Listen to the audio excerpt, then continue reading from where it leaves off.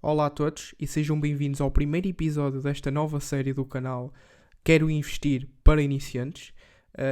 Nesta série vou adicionar um conjunto de vídeos transparentes e bastante diretos para as pessoas que querem entrar no mundo da Bolsa de Valores e no mundo dos investimentos. Como primeiro vídeo, vou falar sobre as 3 regras que deves ter antes de investir. As 3 regras principais que deves ter na tua mente antes de investir numa determinada empresa. Regra número 1. Determinar a previsibilidade dos resultados. Como podem ver, temos aqui 2 exemplos, empresa A e empresa B. Focando na empresa A, podemos ver que o lucro por ação tem aumentado de ano para ano e assim, no modo geral, se formos a ver as tendências, é para aumentar desde 1983 até 1992. O lucro por ação foi de 1.07 até 2.69. Já na empresa B, podemos ver que o lucro por ação é inconstante de ano para ano, sendo que alguns deles foi negativo, ali em 87 e no ano 91. Podemos ver que também a nível de crescimento não tem apresentado um crescimento no lucro por ação. Podemos ver em 1983 até 1992 foi de 1.57 até 0.69 respectivamente. E qual é a conclusão que tiramos a isto sabendo esta primeira regra? Quando vocês vão a investir numa empresa, sabem o mercado, sabem a empresa no todo, se virem, a primeira regra que devem ver é o lucro por ação e se são constantes. Se apresentarem um crescimento constante de lucro por ação, comparativamente à segunda empresa que estão a ver, imaginem que estão a ver 2 empresas, e se uma delas apresentar um resultado como a empresa A, sim, devem colocar o vosso dinheiro lá, segundo se vocês já tivessem estudado a empresa num todo. Na empresa B, obviamente, vocês já não investiriam porque apresenta lucros a longo prazo inconstantes e, obviamente, uma melhor opção era a empresa A. Olhando aqui para um exemplo hipotético, no caso do Warren Buffett, que comprou ações da Coca-Cola, podemos ver que a primeira coisa que podemos concluir aqui, ao só olhar para o lucro por ação de 1973 até 1994, podemos ver que houve um crescimento constante dos lucros por ação. Ali entre 1988 até 1989 caiu um bocadinho, mas podemos ver a longo prazo tem crescido e sem dúvida é a primeira regra que vocês devem ver. Regra número 2. Determinar a taxa de rendibilidade inicial. Após a vossa empresa que estão a analisar ter passado na primeira regra, passamos então para esta segunda regra. Como podem ver, a Coca-Cola, é o quadro da Coca-Cola aqui exatamente igual, mas está acrescido a percentagem de crescimento do lucro por ação. E o que é que isto nos indica? Indica que, em média, o lucro por ação da Coca-Cola nos últimos 10 anos, ou seja, de 83 até 94, tem crescido a uma média de 18%. Agora vamos criar aqui um exemplo hipotético. Imagina que vocês compravam uma ação em 1994, que o lucro por ação está a 0.98. E nesse ano, a ação em si estava a 28.95 dólares.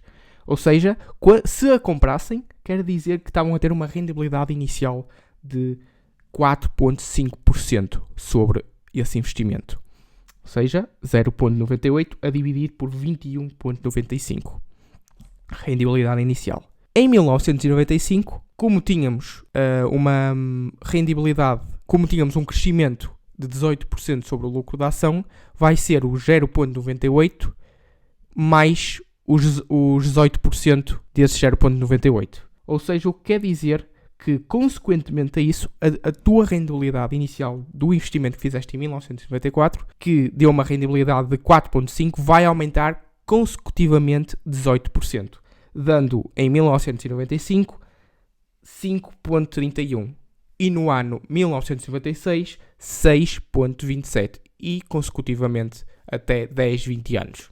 Isto é bom porque porque a longo prazo, se tu vires que o lucro por ação é constante e se tu analisaste a empresa antes disso e vires que está numa boa posição de mercado, tem um bom plano de negócio, tem uma boa gerência, exploraste a empresa em si, num todo, e percebes da empresa, e passaste a estes termos, a estas regras quantitativas, e viste que a longo prazo, a nível quantitativo, a empresa está a ter um crescimento constante. Então, quer dizer que a longo prazo, tu vais ter uma rendibilidade igual ou superior àquela que estás à espera, àquela que estabeleceste. Após apresentar a regra 1 e a regra 2, temos por fim a regra 3, que é determinar a taxa de crescimento do resultado por ação.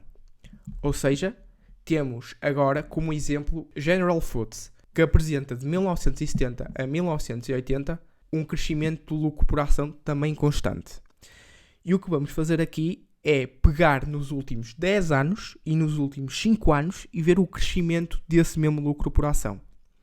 Como podemos ver ali, nos últimos 10 anos, o lucro por ação, calculei e representou 8%, enquanto nos últimos 5 anos, ou seja, de 1975 até 1980, apresentou um crescimento de 11,22%.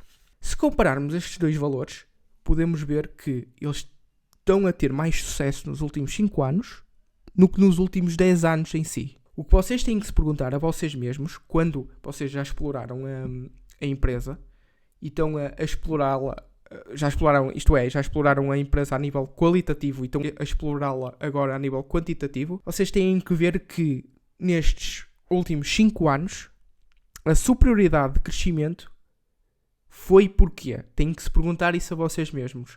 Então, se nos últimos 10 anos eu tive um crescimento de lucro por ação de 8%, mas estes últimos 5 anos foi de 11,2%, o que é que está a refletir a estes 11,22%? Será que os desempenhos estão a ser melhor da empresa? Será que a General Foods estava a comprar as suas próprias ações? Ou estava simplesmente a adquirir outras empresas que, consequentemente a isso, fazem disparar o seu lucro por ação? É esses tipos de perguntas que vocês têm que fazer na regra número 3 e a explorar o crescimento do lucro por ação. Bem, pessoal, espero que tenham gostado do vídeo deste primeiro episódio. Obviamente que vou tentar ser o mais transparente possível. Se vocês tiverem alguma dúvida, não se esqueçam de deixar aí nos comentários. E se quiserem mais alguns vídeos relacionados com algumas dúvidas que tenham, metam também aí nos comentários para eu fazer relativamente a essa dúvida. Um vídeo relativamente a essa dúvida. Vejo-vos na próxima. Obrigado.